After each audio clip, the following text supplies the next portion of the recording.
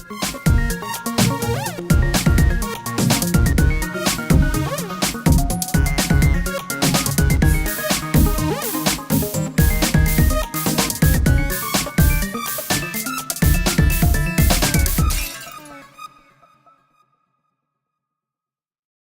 everybody, welcome back to Your Daily Nerd. I'm Kyle Viveris, joined as always by my co-host, Jackie Coleman.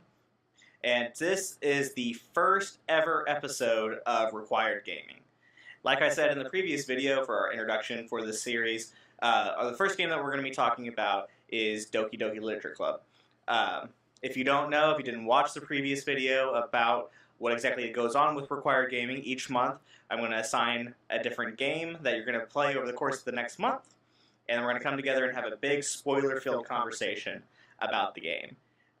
So, that being said, spoilers, very much, lots of spoilers in this conversation. Don't say I didn't warn you. Again, spoilers. Like if you haven't played it yet, you probably should play it first. Like, it's weird. Because I mean, that's the thing about this game is that it's not like one of those games that.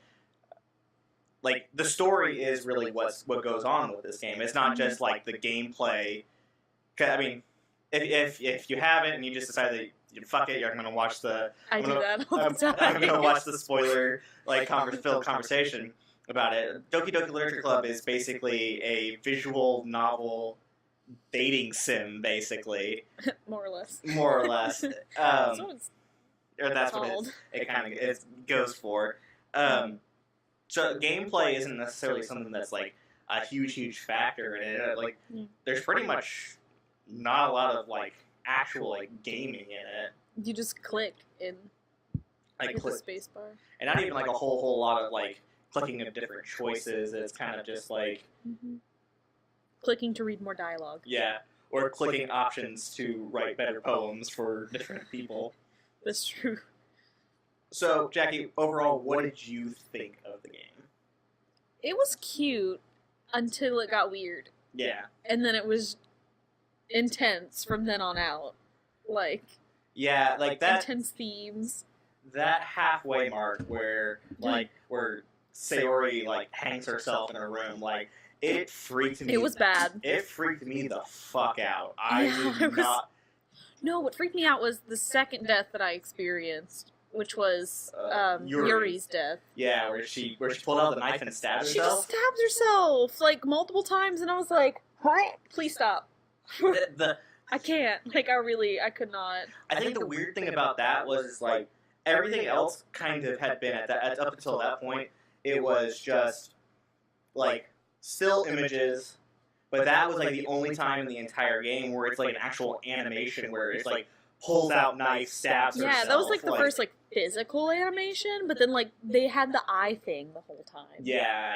Like her eyes became so weird, and I think that was the part that freaked me out the most up until the point where she died. Right. And I was like, can we not? Like they did a lot of just weird things. There was a part on there where she got like super close to your face. Yeah, I remember that. And like her eyes were moving like all around, and I got freaked out for a second when I was playing it because I thought that like it was using like eye tracking, like with like my camera. I had that same thought, and I was freaked out. I was like, I'm gonna stop this game right now. I was like, that. I need to take a break. That scared me a little too much. I did like a Google search and. I didn't come up like asking if it uses any kind of eye tracking, and I couldn't find anything. It doesn't do that. But still, it was. I think it was in a triangle pattern. Yeah, it might have been. Yeah. But I was just like, it really scared me. But overall, I thought it was a really cool concept. It was really well put together too. Yeah, exactly. But then we both got different experiences too. Right, yeah, there were things that happened on your game that didn't happen on mine. I freaked you out too. I played it a few weeks ago, and that freaked me out on my own. Then I watched the playthrough of Jacksepticeye play it on YouTube, and then I got back here and I was like, Jackie, you need to play this game. Yeah, and you made me play it with no context. Yes, yeah. At all. I gave her no context whatsoever as to what the game was going on in the game.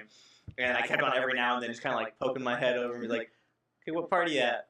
Oh, you got. Is it weird yet? Okay, no, I'll come back later. You want the second poem? All right, you're almost there. Yeah, because like when after the third poem, and you like interact with the people, that's when shit goes down. Right. Yeah. Because you start decorating for the festival, and then like all sorts of other things, and you're like, can we not do this anymore? Yeah. I am uncomfortable and do not wish to continue. Thank you.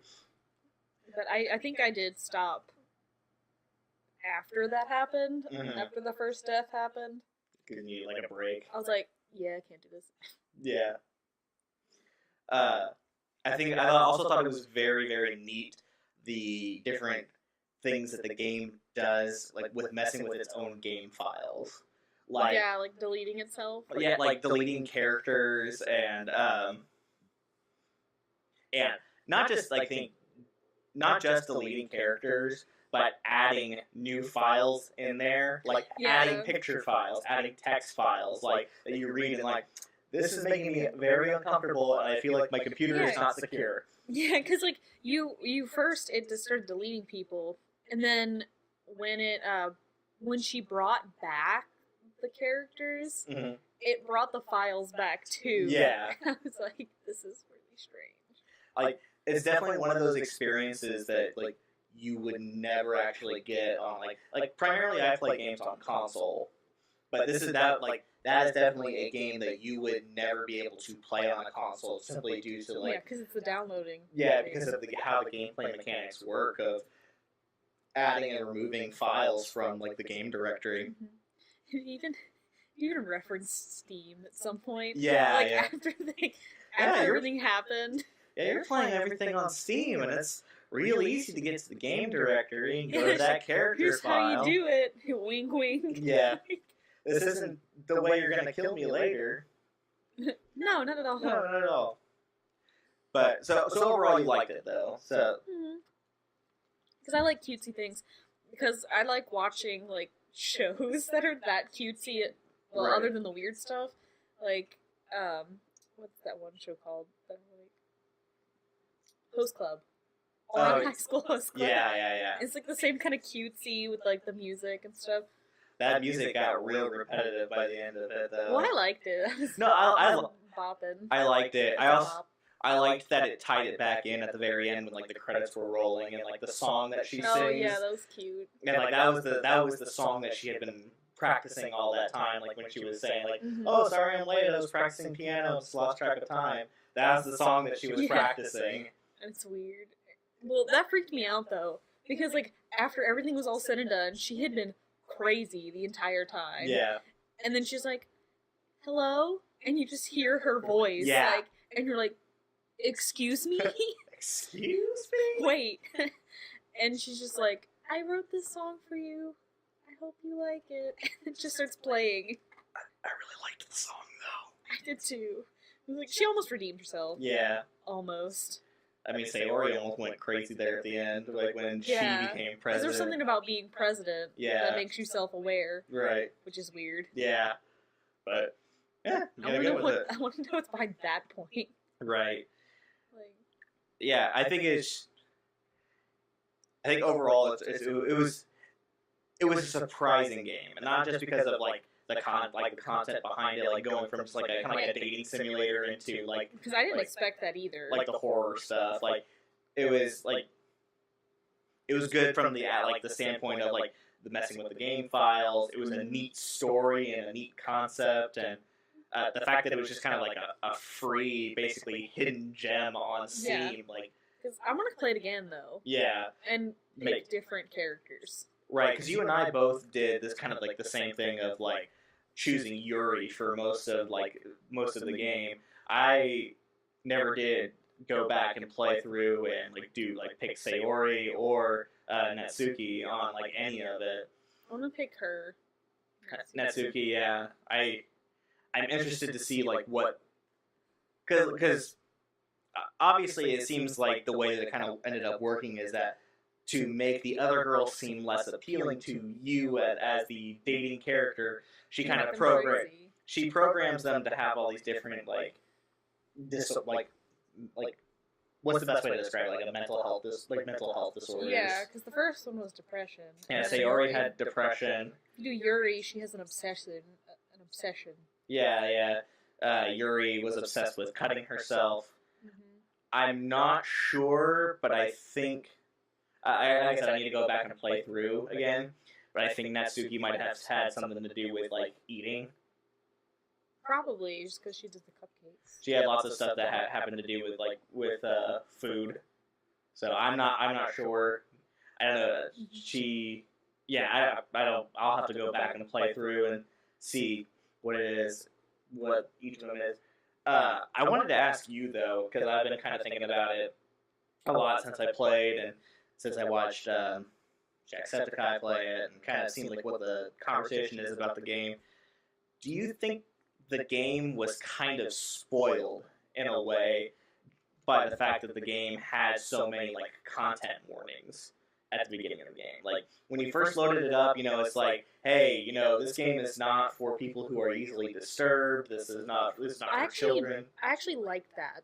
Right. Because I know a lot of people that have like struggle with these kinds of like anxiety disorders and like have experienced friends killing themselves or other such things, and I'm really glad that they had that, because like if I had experienced those things or if I had anxiety that was that bad, I would not have played it. Right. And I'm really glad that it said that first, and I wish more games would do that. Right.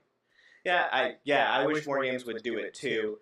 I think the thing is that most games don't really tackle serious issues. Yeah. Like there are very few that will straight up address those things, and when they do, a lot of the times they're not exactly addressed in a good way.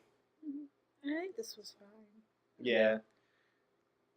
Well, I also went into it thinking that it was going to be part of the poetry. Like, they were going to give you a book that had weird content in it. Mm. And so, like, the content warning didn't, at the beginning of it, like, telling you that if you have anxiety not to play this, like, it didn't tell me what was going to happen. Right. So it wasn't really a spoiler. It was more of a, like, hey, watch out. True. I guess, like, my thought on it could have been was, well, if I had read that, I could have probably guessed this game beforehand. Like, I had a little bit of knowledge that the game went weird places before I started playing the game.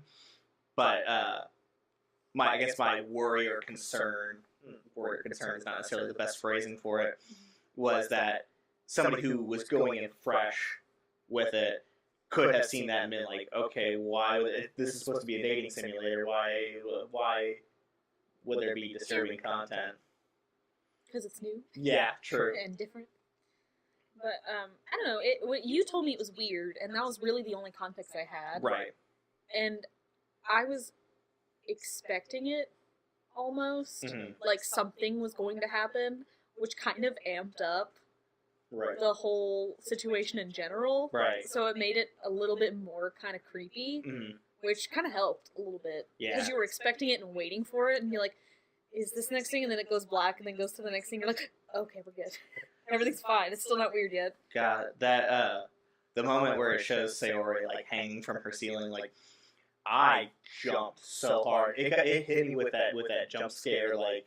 I didn't know if I was supposed to take that as real or not. Like, if it actually happened, or if he was imagining it. Right. Like, I didn't know. Like, he was just imagining the whole thing. Because the screen went weird. Yeah. Yeah, I'm guessing, like, looking back on it, I'm thinking, like, maybe that was just, like, was Monica, like, messing with, like, the coding of the game, and... Yeah. I didn't know what to think at first, and then they, like, accepted it as, like, part of the game, and I was like... Right. Yikes. Yeah. That's why we got a warning. Yeah. God. And I feel like there are so many different, like, secret things that I don't know about the game that part of me wants to go back, but the other part of me is just like, stuff kind of freaks me out a little bit, like, the little things, like, It didn't freak me out that bad. I thought it was going to freak me out a little bit more. I think for me it was, like, I was playing it by myself in a dark room. Oh, yeah, no, that was your first mistake. That was my first mistake. I don't play horror games in the dark. I refuse. I play almost no horror games at all. Not me either, but Yeah. I refuse. I always give it the old college try, but then it ends up being like one of those things that I'm like, okay, I've made it like a couple levels into Resident Evil 7. Let me just go play some Destiny for a little bit. See, I don't even watch scary movies. Like, if I'm going to watch one, it will be during the day. I have at least 2 friends with me, like... And you're still like white knuckling the like, that's I me. check under the bed before I go to sleep. Yeah. Like, when the new It movie came out this year, you made me watch it. That's true. That's true. I did. I still had like nightmares and stuff. I still had to I had to make myself have the mentality of like, it doesn't want adults. It just wants kids. I'm not a kid. I'm 22. I don't need this. See, but I think I was less freaked out by it than you were, though. Right. Because, like, it didn't affect me at all, because the way that it was set up just wasn't as scary to me. There were a few creepy parts. Yeah. But it just made me anxious. There are moments in this game that made me really anxious, too. It was just like, I don't know if you saw it. There was a moment, like, it was obviously after Sayori kills herself in, like, the second playthrough, where the 3 girls are talking to you, but the screen is all red and pulsating, and it's weird. Did you see? So, and like they had the black text. I don't remember if it was the black text on that moment, but it was just like all of the sound in the game was very muted. Like muted sound like you had like your ears plugged up like this. Yeah, I did that a few times too. But even like the music too is like, but it was just like pulsing. When they messed with the music, I was like, It's "Can we like, stop, please?" It's slowly going more and more out of tune. Yeah, it sounded like an out-of-tune piano. Yeah. Or like harpsichord, and you're just like, yikes. Right. Like I said, I think overall it's a game for me that just kind of came out of nowhere. You know, 2017 was a big year for gaming, and for this game that was basically kind of came out of nowhere, a free dating sim, and it honestly, I think it was one of the top games that I played last year. Like, I really enjoyed, like, the weird things that it did. Like, it was one of those games that, like... messed with you a little bit. Yeah, it was one of those things that, like, I got done playing it, and then for, like, the next, like, week, I couldn't stop thinking about it. You know, it was, like just, like, thinking about, like, what it did, like, the concepts that it, like, put forth, and... It was just interesting. Yeah, very. So you've played dating sims in the past, right? Yes, I have. Yeah, you played quite a bit of Dream Daddy. I have. Have you played anything else besides Dream Daddy, or? Well, when I was younger, I liked to play like those little dating sims on like the free internet sites. Right. You know, like every 12-year-old girl. Right. That I knew. They're fun, and I'm used to it. Like, it's also the kind of shows that I like too, like right. Little animes. Like, so obviously this isn't like a traditional dating sim, but would you say that like the conversations that you have with the girls are pretty on par with like cringy dialogue almost, like with the... It was almost not cringy enough. Not cringy enough. Yeah, because like it almost was like the romance part of it was put on the back burner a little bit. Right. Because they were trying to get you to have a more personal, like, friend type of connection with them. Right. Before you chose. And then, like, just make sure that you're friends with them first. Right. And then pull the rug out. Yeah. And that happens, yes. Yeah. So it wasn't as romantic. Right. Yeah, so I guess in that way, it's like almost a little bit more of a real dating sim, you know? Like... Because you actually get to know them. Like, you get to know them, you get to build a friendship with them before you're trying to build a relationship with them. These people are, like... These characters are very real. They have very, like, specific personalities and, like, even, like mental health disorders that, like, make them... in a way, it seems like these characters are the most real version of a dating sim that I have seen. This isn't, like... I don't know a lot about this. Like, I've played a lot of video games over the years, but dating sims I've kind of always... I'm not as experienced, but, like, I've played a few. Right. But it's I don't know how I felt about the way that they described depression, though. That was kind of weird. Yeah. It wasn't quite, I don't know, up to par from... So what do you mean by that? Like, I don't know, I feel like it could have been explained better. Like, when she was upset, it just was very, like, I don't know, forced. Yeah. Which I guess was part of the game, because she didn't have it that bad. Right. It was Monica... influencing her programming to feel that way. It was just kind of strange. True. Well, I think that's going to wrap it up for our first episode of Required Gaming. Next month's game is going to be A Night in the Woods. You got a port of that coming out on the Switch, coming out in beginning of February. I believe it's February 2nd. But there's already versions of it out on PC. I believe it's on PlayStation and Xbox as well. And now it's also coming to the Switch. So I figure that'll be a good game to kind of get everybody going into this new Required Gaming video series. Jackie, thank you for being on the show with me. It's fun having you here, having a good conversation. If you like what you see in these videos, please subscribe, like, comment, tell us what you thought of Doki Doki Literature Club. It's a weird fucking game, man, but it was... It's cool, it's worth it. Yeah, definitely. I mean, it's hella worth it. It's free. You know? Yeah, like, you didn't have to do anything. You don't have to pay for it, so can't beat free. And definitely one of my favorite games from last year, so... Go play Doki Doki Literature Club. Let us know what you thought about it. And thanks for watching our video. Bye.